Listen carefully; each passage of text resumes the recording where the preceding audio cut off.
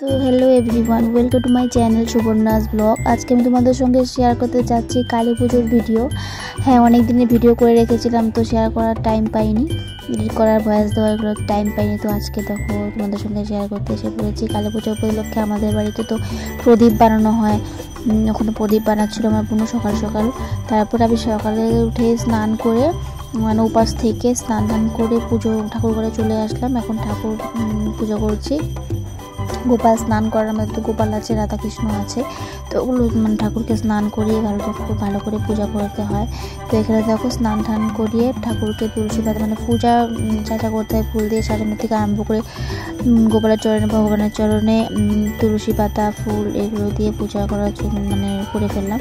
তারপরে দেখো এখানে আমাদের ঘরের কালী পুজোর সময় 2-3 বছর আগে এই প্রতিমাটা স্থাপিত করা মানে ফটোটা মূর্তি মানে পূজা করা হয়েছিল। তো প্রতি বছর কালী পুজোতে অমাবস্যায় পুজো করি।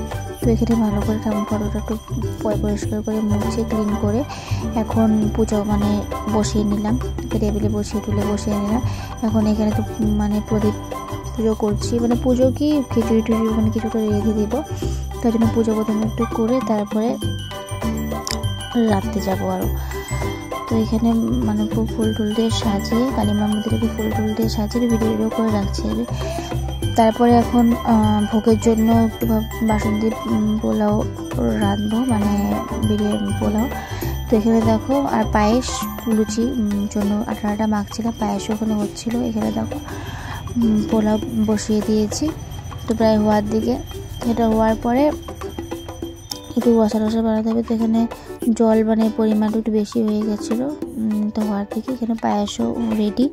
আর সবজির জন্য কিছু একটা সবজি বানাবো, মানে আলু পটল, আলু কবি আর পনিরের রসা বানাবো বলে।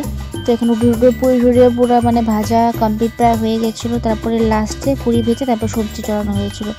তারপর ঠাকুরকে ভোগের পুরো রেডি। এখানে দেখো সব রেডি, ঠাকুরকে পরে ভোগ দিয়ে মা কালীর চরণে ফুল অর্পণ করে পুজো করে তারপরে এখন আমাদের তো লাইটও লাগাতে হবে, যেহেতু কালী পুজো বলে কথা, প্রহরের উৎসব, তো লাইট তো কম্পালসারি। আর আমাদের বাড়ির সামনে কলা গাছও গাড়ে, আমার ভাই কলা গাছ একটা মানে নিয়ে এসে মানে ঠিকঠাক করছিল, লাগানোর জন্য করছিল।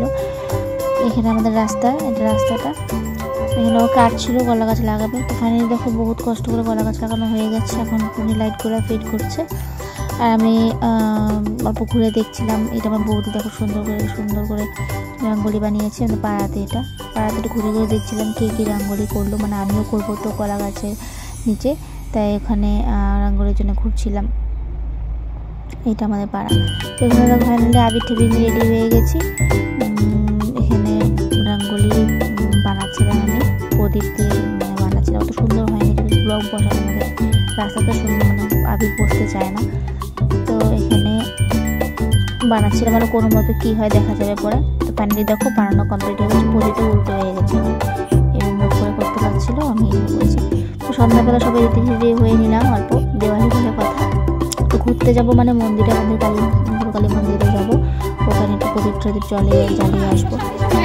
সবার বাড়ির সামনে মানে ওটা কমপ্লিট হয়ে গেছে। তো এখন যাচ্ছি কালী মন্দিরে, বললামই তোমাদের কালী মন্দিরে যাচ্ছি। ওখানে প্রদীপ জ্বালিয়ে তারপরে একটু ঘুরে তারপর বাড়িতে চলে আসবো। এখানে আমরা রাস্তাতেই আছি, তো পাশের বাড়ি দিদি আমার, আমি মা সবাই মিলে গেছিলাম মন্দিরে। তারপর ওখান থেকে আরেকটা মন্দিরে আমরা 3 জন একা গেছি। তো এখানে দেখো আমাদের বড় বাড়ি মন্দির, সবাই অনেকজনের ভিড় হয় দেওয়ালির দিন। এখানে অমাবস্যা চলে থাকে, সবাই এখানে প্রদীপ জ্বালাতে আসে, আমরা এখানে প্রতি বছরই আসি। এখানে প্রদীপ জ্বালিয়ে যাবো একটু এই ইলেকট্রিসিটি বোর্ডের ওখানে আমাদের একটা মন্দির আছে, ওখানে প্রদীপ জ্বালাতে যাবো। এটা সামনে মন্দিরের সামনে ছিল, সেখানে যাচ্ছি। আর কালী মন্দিরে ওখানেও আমি ভাবছিলাম মানে যে রাস্তা দিয়ে স্কুলে যাই, তো ওখানে একটা কালী মন্দির আছে, বললেন ওই মন্দিরে মানে প্রদীপ জ্বালানোর খুব ইচ্ছা ছিল, সেই জন্য যাচ্ছি। এগুলো দেখো রাস্তাতে আছি আমরা, সবার বাড়িতে লাইটিং, যেহেতু দেওয়ালি। হেঁটে যাচ্ছিলাম, সেই জন্য ভিডিওটা করে রেখেছি। সবাই বোম ফাটাচ্ছিল। তারপর এসে পড়লাম এই মন্দিরে, দেখো এই কালী মন্দিরটায় প্রদীপ জ্বালানোর জন্য এসে পড়লাম। অনেক জ্বালাচ্ছিল প্রদীপ মোম, তো এখানে প্রদীপ জ্বালাচ্ছি আমি।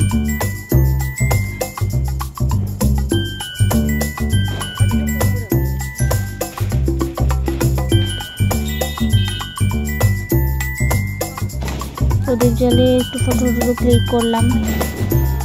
ফটো ক্লিক করার পরে এখন যাচ্ছিলাম একটু শ্যামসুন্দর মন্দিরে, রামসীতা মন্দির, ওখানে যাচ্ছিলাম। রাস্তাতে মেন রোড আমাদের, এটা বাজারের মেন রোড। তারপর চলে আসলাম শ্যামসুন্দর মন্দিরে, এখানে একটু প্রদীপ চালিয়ে প্রণাম করলাম। তারপর বাস দিয়েছিলাম হনুমান মন্দির থেকে ডাইরেক্ট বাড়িতে এসে বলছি। হনুমানের বাইরেটা, ভিডিওটা তুমি করতে পারিনি, ভিড় ছিল বহু, করতে পারিনি বাইরের পোর্শনটা।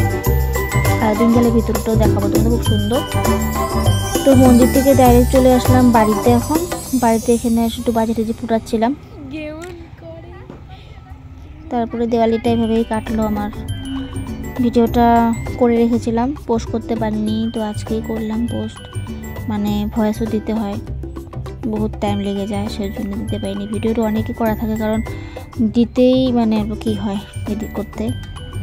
তো ভিডিওটা ভালো লাগলে সবাই লাইক করে দিও, আর আমার চ্যানেলটাকে নতুন আসলে সাবস্ক্রাইব করে দিও। Thank you, tata, bye by.